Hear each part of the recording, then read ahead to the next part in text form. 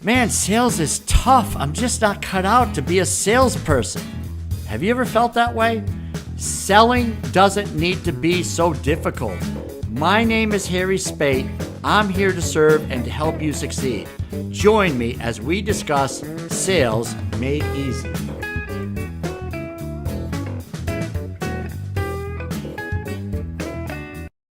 Today, I have a special treat. And every day I have a special treat whenever we're doing podcasts because people who come on this podcast are absolutely amazing. But one today is really amazing. And so I hope that doesn't get old because the next person I'm going to have to say is really, really amazing. But that's just how it works. So we have the really amazing Michel with us. I've met Chris. We're now at the end of 2021, believe it or not, and he and I have become acquainted over LinkedIn. We do a lot of stuff together with masterminds, and Chris has a great sales mind. So we're going to talk to Chris today about a couple of different things. So Chris, welcome to the show. Why don't you tell our group a little bit about yourself, young man? Well, thank you, Harry. A young man. I love that. I'm a few years younger than you, and I'm a young man. Um, and by the way, I am the next best guest today. How about that? That's Yes, you're very special. yeah, that's right. That's right. Until somebody else comes along, you're my favorite person. Um, no, my name is Coach Chris, and I get to help small to medium business owners who are self-managing sales and shouldn't be. I've been doing sales for over 30 years, and I love the opportunity to coach and to help people to grow and to be better than they were yesterday. And so that's what I get to do. And I do it individually as well as collectively. So I do not just small individual one-on-one trainings, but I also do group trainings as well. Awesome. Thank you, Chris. So you have, you mentioned 30. I don't think you want to say that many years experience because then people are going to think you're old. I'm 35. So I'm say, 35. I started at 5. I know, right? I was talking to someone yesterday who was another really special guest. And his first sales experience that he recalled was in 6th grade. Oh, gosh. So he could say 30 years and still be in his 30s, but he was definitely older. Yeah. So you have over 2 decades experience, which is still a lot. As we approach the end of 2021, what should people be thinking about who are in entrepreneurs or salespeople? What should they be thinking about this time of year? Well, I appreciate that question. I actually am doing a webinar next week about this, but it's about sales planning and how do we plan for next year? And too often I think we get caught up in the mechanics of it, right? And we think too far in the future and we don't think, well, wait, I can do that today. I can start today. I can start here in October or November or August, right? I don't have to wait until January. And I think we do that with a lot of goals that we have. But our sales, how are you handling it today? Are you trying to get better one step at a time, or are you trying to make these giant leaps, right? I did $1 million last year. I want to do $2 million now. Okay. And we forget that there's incremental steps that we have to take. And don't get me wrong, we land that huge account, right? We get those big deals. And all of a sudden, we're at $10 million instead of 2 million. And we're like, hey, this is awesome. But it takes planning, right? And a lot of times things don't just fall into our laps. We have to plan. And we back that plan out by starting with the year. We go to the quarter, we go to the month, then we go down to the week and even the day. And we say, what can we do each day, right? Yeah, I mean, so I know a few salespeople, myself included. We're not huge planners. I mean, it's something I've always fought tooth and nail, whatever that expression really means. But what goes into a plan for the simple? Because this podcast is all about sales made simple. So can we simplify this to some degree, Chris? Absolutely. Absolutely. And I think one of the things that we forget is if you've been in sales, like Harry, you and I've been in sales for a number of years, right? And we understand that year over year over year, we have to compare ourselves against something, whatever that something is. And it may be last year, it may be last week, but start with something simple, right? What do you think your territory, your plan, your business, what do you think you can do? What have you seen yourself do or your team do last year? What did you do previously? And that's the best measure, right? You look at last year and you say, okay, how can I improve on that? And Mm-hmm. you simply say, okay, I want to make a 10 or a 20% increase. And as they say, you shoot for the stars to hit the moon, right? And if you hit the stars, that's awesome. But more than likely, you're going to hit the moon. And that's really not a bad place to land either, right? Yeah. But start with something simple as, hey, I want to hit a certain number, make it $1 million, whatever, right? 500,000. I don't know what your business is, but each one of us have different abilities and goals. And, some people are doing $10 million, $200 million a year in sales, which is awesome. But start with something simple. Figure out what you did last year, figure out what the company did last year, and then add 10% to that. And then divide that by 12, right? I mean, you want to simplify it. Let's divide it by 12. Now, if you're in a business that has seasonality to it, right? In other words, Mm-hmm. like heating and air conditioning, a business I've known for the last 17 years, there's seasonality to it. You have the summer months where you're crazy busy, and then you've got these shoulder months where you're slower than molasses in the dead of winter. But you have to account for that, right? And you make adjustments for that. But take it and make it simple by I have a $2 million goal. I want to back that out to every single month. So I divide it by 12, right? And then I come up with that number. And then I say, okay, now I can divide that by 4, or if you really want to get technical, 4.3, and say, okay, there's my weekly goal, right? So Yeah. it's really as simple as that. Just take that number, whatever your number is, whatever you think that it might be, get some input on it, right? Get some help, ask some people around you, and then go a little bit beyond that. And then knock that back to where you make it simple enough. And simple means I want to break this thing down to a weekly or even a daily goal. Because if you start thinking about the month, oh, I've got to do 100,000, 200,000, 300, 4 million, whatever this month, that's an overwhelming number. And you can get discouraged very quickly. So keep it simple by backing it down to a simple daily goal. Yeah, so I'm thinking, thank you for that. So if you're, I mean, depending on what you're selling, but let's use a round number of $1 million. For $1 million producer, depends, again, I spoke to this fellow the other day and, he had a $750 million quota. Oof. So, I mean, it's just, Wow. those I are can't even. different numbers, but Right. when you're talking, over 1,000 locations for something and you're selling technology, the numbers can go up pretty high It gets quickly. crazy. Yeah. So, but just using the $1 million, right? Mhm. So you're basically saying, I need to write somewhere around 85. I know the number is 83.3 because I used to have to write $1 million. So it's embedded. I got to do the math, but is it Right. 83.3 seems to be a number stuck in my head. Doing Sure. that over 12 months should get you to $1 million. Right.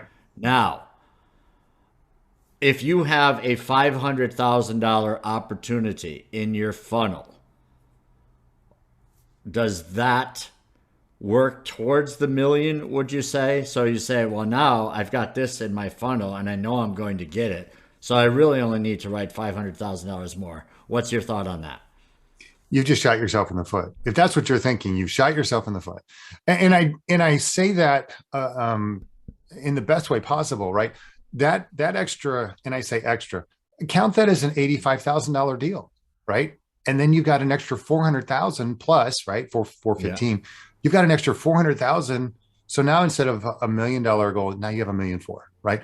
And Yeah. that's the way I would approach it, is depending Mm-hmm. on the time of year, right? I mean, if you're early in the year, if it's November and you've got a $500,000 deal that just jumped in your pipeline, hey, maybe you can make that, eke that out for this year. And now instead of 1 million, you're hitting 1,500,000, right? Mm-hmm. Or 1,400,000, which is awesome. But no, I mean, keeping it simple, it counted as one of your regular deals. Don't count it as as something that you just adjust your goal to and go, okay, well now I only have to do 500,000. No, don't do that, because then you're shooting yourself in the foot. Yeah, and you're shooting yourself in the foot for a number of reasons in a Yeah, number of ways, right? right. I mean, you may say that thing is 99%, right? But it's someone could, I mean, a company could sell, right? Yeah, There, I mean, things happen, right? CEO has a heart attack. right. I mean, the longer you're in sales, the crazier things happen, and then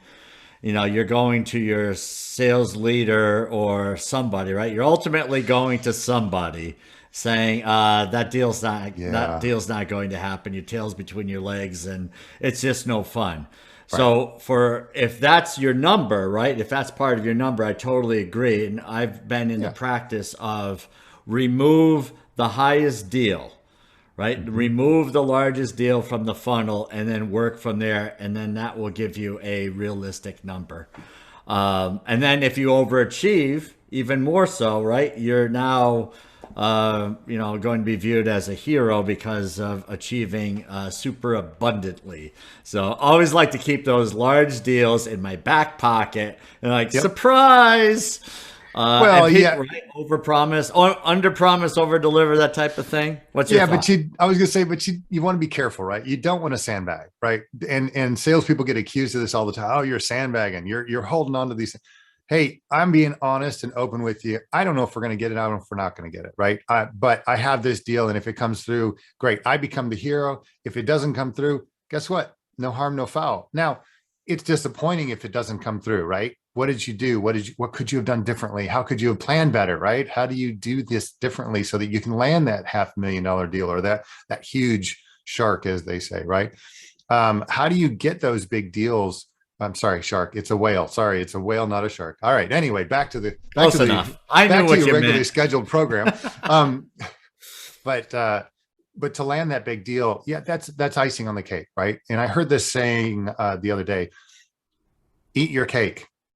The icing is extra, right? Mm, So what is it that you do? If your goal is 1 million, that's your cake. Eat your cake. Do your job. Eat your cake. If you get 1.1, 1.2, 1.5, that's called icing. And some of us love icing and some of us not so much, but it's icing. It's extra. It's the strawberries, right? It's the mhm. cherries. It's the whatever you want to put it as. But you're right. It is the extra. And I love what you said: under promise, over deliver. Don't be falsely humble, right, in saying, oh, I can't do this, I can't do that, and then you're always blowing it out of the park. Don't do that. Be realistic, be honest, but don't say, hey, I can do 1,000,005 and only come in at 1 million every single year, right? Hey, I'm going to shoot for 1 million. If I get 1,000,005, that's awesome. Yeah, no, it's great. I mean, so I'm thinking, and correct me if I'm wrong, but I would look at the number of deals, right? The amount of business that I wrote in the past, right? And Yeah. or use someone else's number if you're new to this. But for instance, so if you do the $83,300 per month and you say, well, that was average deal size, maybe it's 20,000. So now you've got 4 deals a month, and over the course of the year, you wrote 48 deals, and that hits the $1 million, just, ballpark, Keeping it simple. Yep. right? So instead of targeting a number, right? So the whole thing where people talk about growing their business 10%. I mean, so what does that mean? I'm going to take my average deal from 20,000 to 22,000, right? That seems kind of Mhm. silly to me. Or does it seem like, can I take 48 deals and turn them into 52 deals? Right? Yeah. So now I'm adding to the total quantity, and that will be my increase. But there's other ways that people can look at increasing their business just by instead of quantity. So what are some other things that people could typically look at in their planning stage? Yeah, I think there's a couple of things that we tend to think about, and you're right. Increasing your revenue, your average ticket, right? Increasing it 10%, that's critical. I mean, why can't you do it? What would it take to increase it 10%? What would it take to increase your sales 10%, right? And then going back and even planning and saying, okay, is it one more call? Is it two more calls? Is it five more calls a month? Right? How many more deals can I get? And then you start getting into incremental growth by adding other people, right? So if I add a Harry Spaight to my team, I'm not going to say, well, I'm only going to grow 10% by adding Harry. Well, if you got 100 reps, okay, or 10 reps, okay, right? But I expect Harry to come in and do gangbusters. I expect to, if I've got one person, I'm going to double my revenue. If I've got two people, I'm going to right? Increase it by 33% or whatever, right? I'm going to bring up the number based on what I'm doing with the people that I bring on. So if you've got enough reps and you bring on one more person, does that increase your revenue by 10%? It could. It absolutely could. But I think for each one of us, and we all want to get better, right? We all want to strive to do more and get better. So we have to plan for ourselves, if for no other reason, to do 10% or 20% more to get the 10% result, right? We want to do more. And it could be something as simple as increasing your revenue, you know? Yeah, yeah. And so, like, an area I was going, and thank you for that, would be, are there additional services that your company offers that you could go back, circle back to your clients and say, here's something else that we do, and have business conversations that you can eventually direct them to another service that you might provide, and that can increase your revenue. Yeah, that's And a that, good point. I'm sorry. Yeah. So, what's your thought on that? Sounds No, like I'm sorry. I didn't mean to cut you off yeah. there. No, you're That's good. a, you're bringing up a really good point. I mean, can you do ancillary pieces, right? If you're in the copier business, can you increase the service level that you provide? And they're using more paper, they're using more toner, they're using whatever, right? They're Yeah. using other pieces.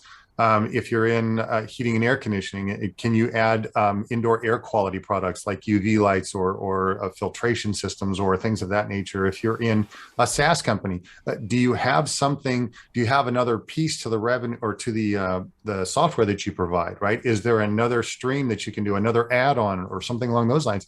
But yeah, there's always almost always something more you can do. And I think too often we think transactionally and we Right. think we're one and done kind of thing. And Yeah. I'm never a fan of that.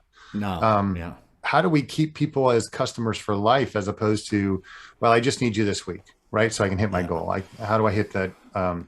But yeah, I agree with you. You're spot on with that. I find it interesting, to your point, that some organizations, some sales organizations, they just care about the number. They don't care where it comes from. Right. But if you break it down and you say, okay, 50% of our business comes from our current accounts, right? Where they're just kind of upgrading whatever they have, and or a contract ends and they're renewing whatever, right? So you say Yeah. 50% of that.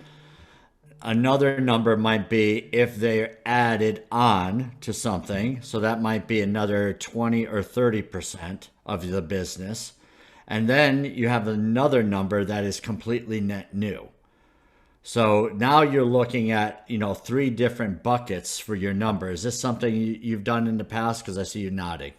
Well, and yes and no. I mean, my first job out of college, my first real quote unquote real job out of college was selling mailing and shipping equipment. Mm-hmm. So very similar to the copier business, right? Yeah. But in the mailing and shipping business, you had those accounts that you had to maintain, right? That you had to nurture, and because they needed supplies. They needed the things that went along with. I mean, they needed to renew their ink. They needed to renew the postage meter, right? They needed to Mm-hmm. renew blah blah blah, whatever it was. But there were things that you needed to do to maintain that equipment or to maintain that relationship. There were net new accounts, like you said. Hey, I've got to go and find this new account, right? It's not enough that Mm-hmm. I've got these 10 accounts over here that we're maintaining, but now I've got to go grow some new business and I've got to do these other things and figure out other ways to promote and increase the business. You've got a customer. What about those other ancillary pieces, right? If you, one of my customers, I remember one of the clients that I got was Concordia University, and I'm like, I was so excited about this, right? I mean, it was a big deal. Yeah, it's Um, exciting. but they were sending out books, and they were sending out, they weren't just doing letters, they were doing books. And Mm-hmm. so now you're talking about sealing, and now you're talking about, different packages and weighing stations and all these other, right? You've got to start talking about the other pieces that may go, and you may not get that right now because their scales are just fine, right? Mm-hmm. Um, when you go to a UPS store, you see those big scales, right? They put the things on the scales. I Right. used to sell those things, right? I used to sell those scales back in the day. But then it would print out the label, and you have to get the rolls for the labels with the sticky on the back and the right. I mean, all of that stuff. It's Yeah. all just part of it. But yeah, you're right. There's really those different buckets that you have to, in some businesses, there are those different buckets where you have to work so much on this one, and then you have to bring this one up too. And they may not be equal, right? You may be Right. 80% here and 20% here, or whatever, maybe 30, Sure. 30, 30. I don't know. Yeah. But whatever works and whatever your business is, that again, that's part of getting the help, right? It's talking Right. to the others that know the business that can help you, and you can help other people as well. Right. Yeah. And that's a great point. So if people are looking, so if you're looking at your numbers, then I would suggest that you divide them out based on where has the business come from in the past. So if it's somewhere around those numbers I said, so if 50% of your business comes from just sheer contract renewals, upgrades, and so forth with whatever you're selling, then you have another percentage of which is those same accounts adding additional services, right? So now you have a number for that, and then you have a number for net new. So what you can then do is look at the numbers and say, this is where I really excel, right? Maybe I'm not hitting the cross selling opportunity as much as I could be because, people, which I used to get back in the day, I don't get anymore, is the hunter farmer mentality because, we used to view hunters as people who just found net new.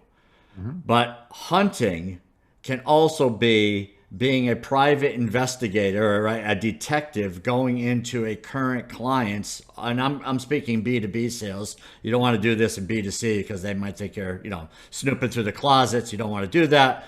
But in a Please, yeah. corporate job, right? In a corporate sale environment, finding other departments, right? What are you guys doing over here? And, understand what your company can offer and then start tackling that as and being the private detective, if you will.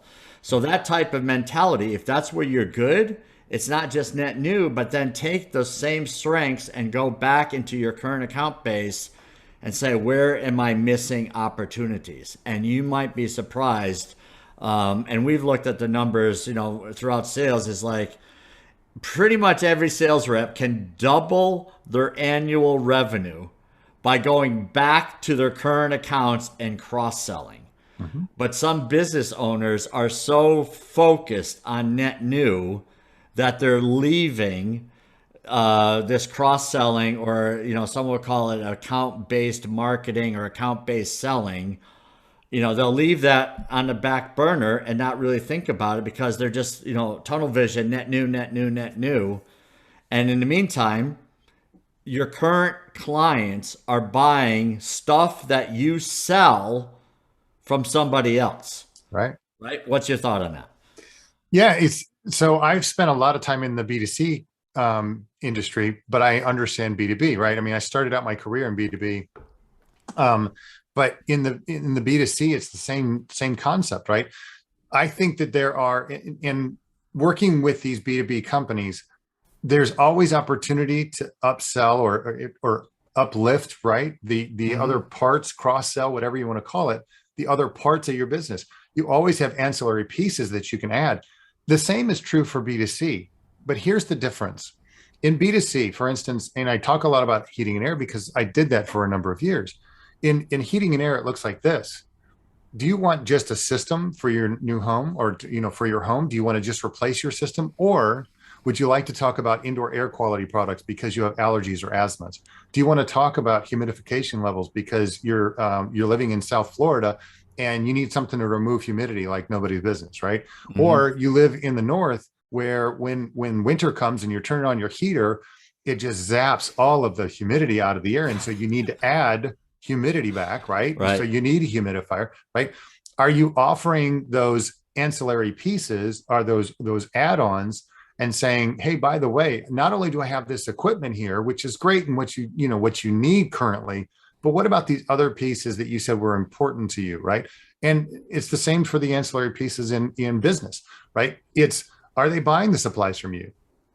Are they Yeah. getting the paper, the pencils, are they getting the office supplies from you as Yeah. opposed to running over to Office Depot to pick them up, or Walmart, right? On the Costco, right? Because they can get 200,000 pencils out of Costco for $10. So, yeah, Yeah. there's so many things that we can do. And I think it's easy if we want to be that home run hitter, too often we swing for the fences, number one, and we miss a lot of the times. But number two, we forget a walk's as good as a run, or walk's as good as a hit, right? And Yeah. sometimes you take a walk for the team. Sometimes it's okay to get a base hit. Just get on first. Right. We'll get you around. Yeah. Give us a chance, right? But getting a single is just as important as hitting a home run. It really is.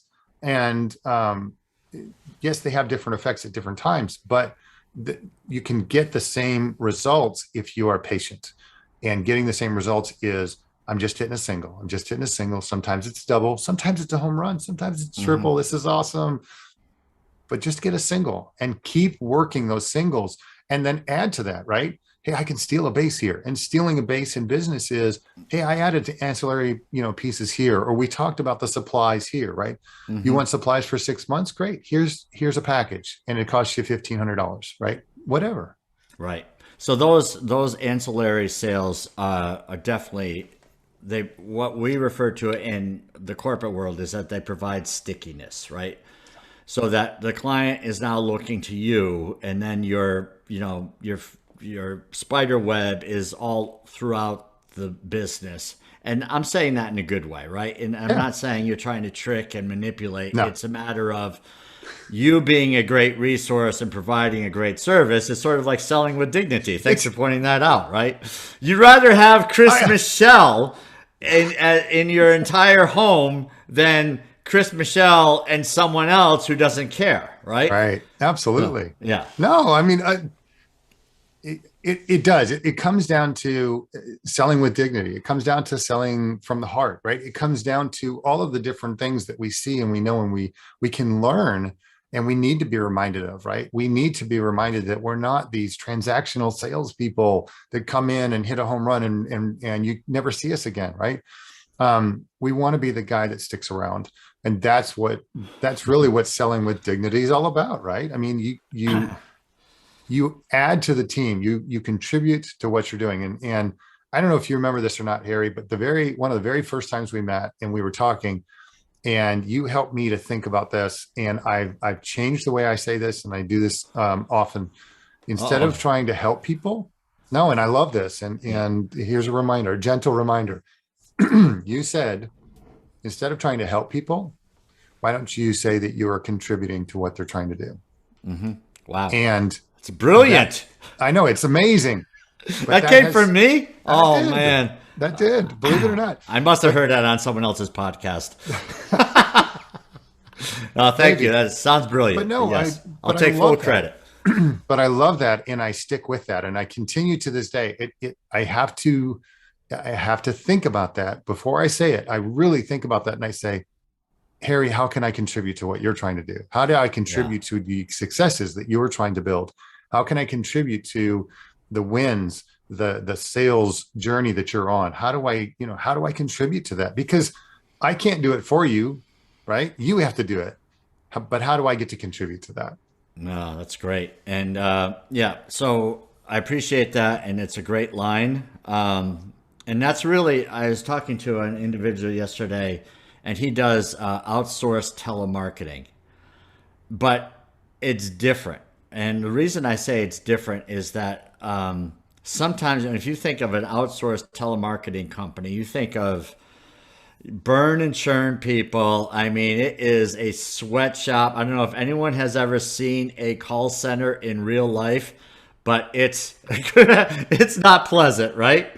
I mean, it's like you walk in, it's like, are these people, are they chained? Is there, it's not a great job. The lighting is usually really dark. It's terrible. And then, then you've got a person, a security guard walking around, with a, baton and a whip, and it's like, make more calls. So anyway, that's back not in the day. But back in the day when we first started, it was not just this dark, overridden rule, this ruling type of thing. It was filled with smoke because people were, chain smoking and picking up the phone. Hey, do you want to buy an air conditioner? We got a great sale going on. Hey, I got this equipment for you. Just Yeah. two or three Oh, more. I just need to make two or jeez. three more sales this month. No, help me out. I'm Yeah, almost at my quota. come on, help me. All right, we're losing it. All We've right, so lost let it. me just get my voice back Bring it here. back. Bring it back. Bring it I back. just Come went on. into my chain smoking voiceover. All right, so what were we talking about? Because it was really funny. Oh no, it's about All right, so there's the Talking call about center, telemarketers, telemarketing, and so yes. forth. And so I was talking to this young man who has this company, and he's a really bright kid. And I say kid because he's less than 30 and younger than 30. And what I loved about it is he says we view our call service as really a pipeline building partner. Right. And it sounded so much better. And, you could tell by the way he approached it, and he spoke about his team. And he said, this is really interesting to me. He says, would you like to meet the team? And normally you don't want to meet those people. I mean, they're all great people. But if you've ever had to try to manage telemarketers, I mean, again, Right. it's just different. And let me just put it, Yeah. not that they're bad. It's just a different type of person that can just make a ton of calls and have no fear of rejection and whatever, right? They're just different personalities, which is all fine. We mix up the world, a great place, and we have funny stories to talk about. Right. So the point I'm making is that there are differences, right? There are different ways that we can approach this, but if you are providing a service, right, it is all about that contribution. And why leave something else on the table that your client can benefit from you, from someone they already trust, right? They already trust you. They know you. They know your company. They understand the billing. So don't leave that for someone else just because you say, well, my bread and butter is over here. I don't want to risk it. Well, the other risk is someone else comes in, right? They come in and get those ancillary products, and then before long, they're tackling what you sell, right? And say, oh, by the way, that mammoth air conditioner that you guys have, we do that as well. And you already got all these other little things from us. And how do you feel like what we're doing? How do you feel about what we're doing? They say, well, it's fine. So yeah, give us a chance. What do you got to lose, right? And our pricing is way better. So Well, then what yeah. happens, right? And that's the thing is and too often I think we're so concerned about the bigger piece of the sale, and we think if we add on this extra $1,000 or $500 or $1,500 or $25,000, right? If we make this add on there, we're going to lose the sale. No, you're not. If you set it up properly, it's, hey, I've got this piece here, and oh, by the way, we do this, and these are things that you're going to want and need over time anyways. Well, hey, I can get it cheaper from somebody else. Well, what if we bundle it together and we give you a great deal on it? Right. Exactly. Okay, so it's not 25,000, now it's 15 or 20, right? It's Yeah. whatever it is. But you're okay, so maybe you take a little hit on the ancillary pieces, but that's residual business that you can get over and over and over again, right? Because it's an add-on to what you're doing. And that too often we get afraid of that as salespeople. We get afraid that if I try and add more to this, I'm going to lose it. No, you're not. You're going to lose it because you're afraid. That's why you're going to lose it. Yeah, exactly. And the company's, you got to do a good job regardless, right? Absolutely. I mean, it's been, the number of times where something went wrong, where we lost an account because of an ancillary product is so rare, right? But the benefits, right? I mean, I'm not saying it's never happened, but it may never have happened. I can't even think of a time where something like that happened, where I remember a situation where we had to go back to the client and just throw ourselves on the sword and end a contract to keep the great stuff, right? Yeah. And, they're fine with that. It's just like, we tried, this wasn't great, and we moved on, we stopped carrying that, whatever it was. But I do seem to remember a situation like that. But it's not the end of the world, right? Right. You have the relationship. I mean, no one's dying. And then, you say, well, I got all this good stuff over here. They want to keep that, and they just want you to fix if there's a problem with something else. Now, I've been doing this for a long time, and I'm struggling to remember one instance, right? There are salespeople who will just think about that possibly happening everywhere, right? And it's just not going to happen that way. No, it doesn't. And as we're talking about this stuff, I think about when was the last time you went and purchased a laptop or a big screen TV? Yeah, recently. And you went in and you said, I have X amount of dollars that I'm going to spend. I know what I want to spend on this. Did you spend more? Yes. I can think almost every single time that I've done that. I spent Why is more. that? Well, because look at the shopping cart next time. When you're at Amazon and you say, oh, I just want to go pick up this one thing. And you walk out with 20 things, right? It's the Target trap. When you walk into Target, all right, and you're going to buy that one thing. You know what? I just need to go pick up some milk. It's no big deal. I'll just run in here real quick.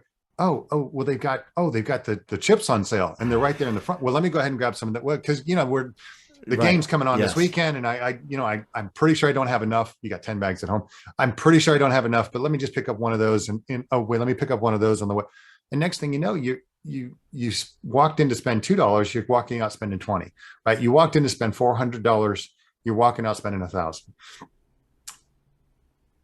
Too often we forget that as salespeople. If you just set it up, people will tell you what they want. People will tell you that, hey, yeah, you know what? I didn't realize you guys did the ancillary pieces. I didn't realize you did the supplies. I didn't realize you did the insert name here, right? I didn't realize you did that side piece. Let me go ahead and get some of those too. Yeah. Oh, you guys sell Tootsie Rolls? Shoot, give me a bucket of them. Yeah, I would. Yeah. Whatever it is. Yeah. Don't be afraid to say, oh, by the way, we do these things too, right? Because it only endorses you more and it builds up who you are. Because like you said, they know, like, and trust you. They want to do business with you. And it's not, if you approach it properly, it's not oh, wait, don't forget this. Oh, wait, don't forget this. Oh, wait, don't you put it in their shopping cart. Let them put it in the shopping cart. Say, hey, we've got this and we have this and we have this. Does any of those, do we need to add any of those? Oh, you know what? Why don't we do that? That'd be great. Yeah. Yeah. And so getting back to the planning is, let's look at the numbers, right? Yeah. Where the business came from, and whoever if you're doing this for yourself, great. And I suggest that you take a few hours. It's not for those of us who have, our minds are going in a lot of different directions in sales. Just say, I'm going to give myself a couple of hours and do this, right? I'm going to look back at the numbers I wrote last year, right? And then break it down to net new, add-on business, and then just pure renewals / upgrades, how you do those things. Yep. Look at where the gaps are, right? And then those gaps, you can say, look, if I spend a little bit more time here, maybe it's just circling back to all of my current accounts and, instead of, speaking to them only at the time when they're, upgrading something, how about I try talking to them 2 or 3 or 4 times, that whole quarterly business review. Maybe it's not quarterly, maybe it's semi-annually, right? Let's not lose sleep over how many times and what we call it. But if we get a couple of those every year, with, clients that can buy more stuff from us, that may increase our business that extra 10, 20, or 30%. You'd be surprised, right? But if the numbers are there, right? If the current accounts are there, someone else is selling in them. You want to be the primary, right? You don't, which is okay. I don't mind sharing when I have to share, but if you provide a great service, like we said, then, offer what you can do and good things will happen. Do you have any final thoughts on this, Chris? Yeah, I think the biggest thing is small steps lead to big changes, right? And we can get caught up in the it's going to take to do this and it's going to take all this. No, small steps, baby steps, right? From What About Bob? Baby steps is what it takes to make the change. And when we make little changes, it turns out to be a huge win in the end. So yeah, just baby steps and you'll figure it out. Yeah, that's great. And this is stuff that you do, right? You could go into a sales organization and help them to plan a little bit. Is that what I understand?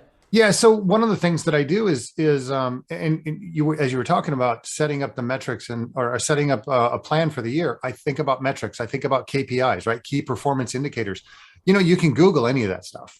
You can say, what are the key performance indicators for my country, my company, and what we sell or what we do, and you can find out what those are if you don't have them in place.